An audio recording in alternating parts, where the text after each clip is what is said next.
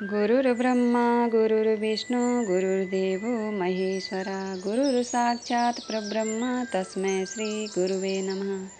मैं अपने गुरुदेव महादेव के चरणों में कोटि कोटि प्रणाम करती हूँ। माँ भवानी के चरणों में कोटि कोटि प्रणाम करती हूँ। सभी देवी देवताओं के चरणों में कोटि कोटि प्रणाम करती हूँ। सभी गुरु भाई बहनों के चरणों में मेरा कोटि कोटि प्रणाम। आज हम सुनेंगे शिव पुराण की रुद्र संहिता में से भगवान शिव की श्रेष्ठता तथा उनके पूजन की अनिवार्य आवश्यकता का प्रतिपादन। नारद जी बोले, ब्राह्मण प्रजापति आप धन्य हैं, क्योंकि आपकी बुद्धि भगवान शिव में लगी हुई है। विधि आप पुनः इसी विषय का सम्यक प्रकार से विस्तार पूर्वक वर्णन कीजिए। ब्रह्मा जी ने कहा, तात एक समय की बात है, मैं सब ओर से ऋषियों तथा देवताओं को बुलाकर उन सबको क्षीर सागर के तट पर ले गया, जहाँ सबका हित साधन करने वाले भगवान विष्णु निवास करते हैं। वहाँ देवताओं के पूछने पर भगवान विष्णु ने सबके लिए शिव पूजन की ही श्रेष्ठता बतलाकर यह कहा कि एक मुहूर्त या एक क्षण भी जो शिव का पूजन नहीं किया जाता वही हानि है, वही महान छिद्र है, वही अंधापन है और वही मूर्खता है। जो भगवान शिव की भक्ति में तत्पर है, जो मन से उन्हीं को प्रणाम और उन्हीं का चिंतन करते हैं, वे कभी दुख के भागी नहीं होते। जो महान सौभाग्यशाली पुरुष मनोहर भवन, सुंदर आभूषणों से विभूषित स्त्रियां, जितने से मन को संतोष हो उतना धन, पुत्र, पौत्र आदि संतति, आरोग्य, सुंदर शरीर, अलौकिक प्रतिष्ठा, स्वर्गीय सुख, अंत में मोक्ष रूपी फल अथवा परमेश्वर शिव की भक्ति चाहते हैं, वे पूर्व जन्मों के महान पुण्य से भगवान सदा शिव की पूजा अर्चा में प्रवृत्त होते हैं। जो पुरुष नित्य भक्ति प्रायण हो शिवलिंग की पूजा करता है, उसको सफल सिद्धि प्राप्त होती है तथा वह पापों के चक्कर में नहीं पड़ता। भगवान के इस प्रकार उपदेश देने पर देवताओं ने उन श्री हरि को प्रणाम किया और मनुष्यों की समस्त कामनाओं की पूर्ति के लिए उनसे शिवलिंग देने के लिए प्रार्थना की। मुनि श्रेष्ठ, उस प्रार्थना को सुनकर जीवों के उद्धार में तत्पर रहने वाले भगवान विष्णु ने विश्वकर्मा को बुलाकर कहा, विश्वकर्मन, तुम मेरी आज्ञा से संपूर्ण देवताओं को सुंदर शिवलिंग का निर्माण करके दो। तब विश्वकर्मा ने मेरी और श्रीहरि की आज्ञा के अनुसार उन देवताओं को उनके अधिकार के अनुसार शिवलिंग बनाकर दिए। मुनि श्रेष्ठ, नारद, किस देवता को कौन सा शिवलिंग प्राप्त हुआ, इसका वर्णन आज मैं कर रहा हूँ, उसे सुनो। इंद्र पद्मराग मणि के बने हुए शिवलिंग की और कुबेर स्वर्ण में लिंग की पूजा करते हैं। धर्म पीतमणि में पुखराज के बने हुए लिंग की तथा वरुण श्याम वरुण के शिवलिंग की पूजा करते हैं। भगवान विष्णु इंद्र नीलमय तथा ब्रह्मा हेममय लिंग की पूजा करते हैं। मुने विश्वदेव गण चांदी के शिवलिंग की, वसुगण पीतल के बने हुए लिंग की तथा दोनों अश्विनी कुमार पार्थिव लिंग की पूजा करते हैं। लक्ष्मी देवी स्फटिक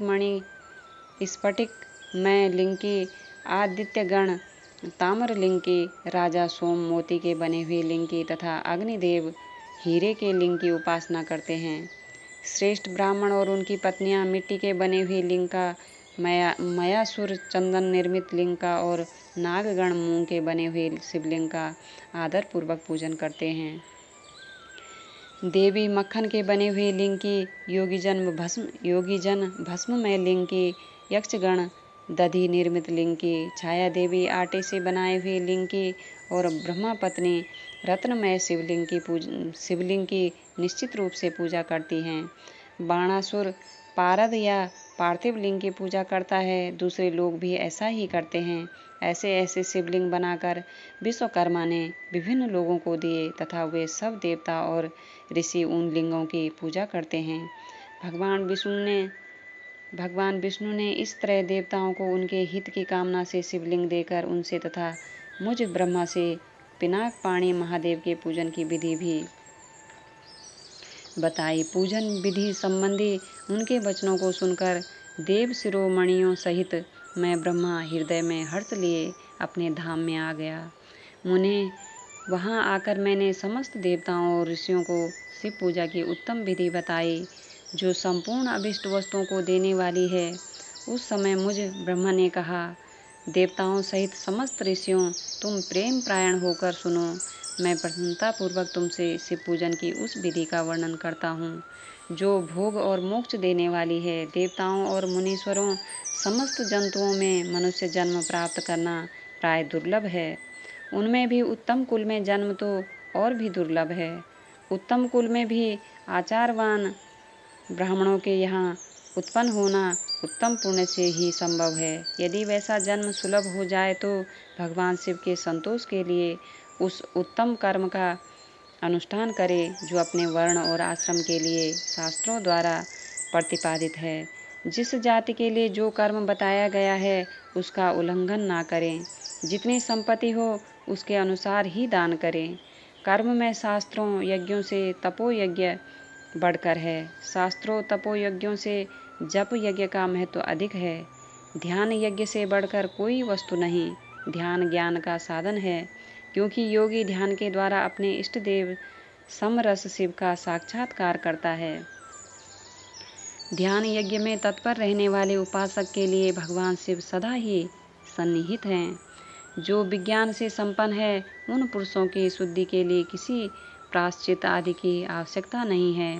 मनुष्य को जब तक ज्ञान की प्राप्ति न हो तब तक वह विश्वास दिलाने के लिए कर्म से ही भगवान शिव की आराधना करे। जगत के लोगों को एक ही परमात्मा अनेक रूपों में अभिव्यक्त हो रहा है। एकमात्र भगवान सूर्य एक स्थान में रहकर भी जलाशय आदि विभिन्न वस्तुओं में अनेक से दिखते हैं। देवताओं संसार में जो जो सत या असत वस्तु देखी या सुनी जाती है वह सब पर ब्रह्म शिव रूप ही हैं, ऐसा समझो। जब तक तत्व ज्ञान न हो जाए तब तक प्रतिमा की पूजा आवश्यक है। ज्ञान के अभाव में जो भी प्रतिमा पूजा की अवहेलना करता है उसका पतन निश्चित है। इसलिए ब्राह्मणों, यह यथार्थ बात सुनो। अपनी जाति के लिए जो कर्म बताया गया है उसका प्रयत्नपूर्वक पालन करना चाहिए। जहाँ जहाँ यथावत भक्ति हो उस आराध्य देव का पूजन आदि अवश्य करना चाहिए, क्योंकि पूजन और दान आदि के बिना पातक दूर नहीं होते। जैसे मैले कपड़े में रंग बहुत अच्छा नहीं चढ़ता है, किंतु जब उसको धोकर स्वच्छ कर लिया जाता है तब उस पर सब रंग अच्छी तरह चढ़ते हैं। उसी प्रकार देवताओं की भली भांति पूजा से जब त्रिविध शरीर पूर्णतया निर्मल हो जाता है तभी उस पर ज्ञान का रंग चढ़ता है और तभी विज्ञान का प्रकट्य होता है। जब विज्ञान हो जाता है तब भेदभाव की निवृत्ति हो जाती है। भेद की संपूर्णतया निवृत्ति हो जाने पर द्वंद्व दुख दूर हो जाते हैं और द्वंद्व दुख से रहित पुरुष शिव रूप हो जाता है।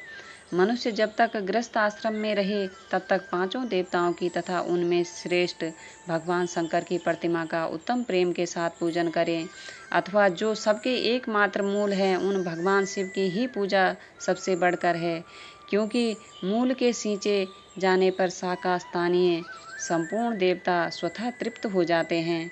अतः जो संपूर्ण मनोवांछित फलों को पाना चाहता है वह अपने अभिष्ट की सिद्धि के लिए समस्त प्राणियों के हित में तत्पर रहकर लोक कल्याणकारी भगवान शंकर का पूजन करें। नमः शिवाय, नमः शिवाय, नमः शिवाय।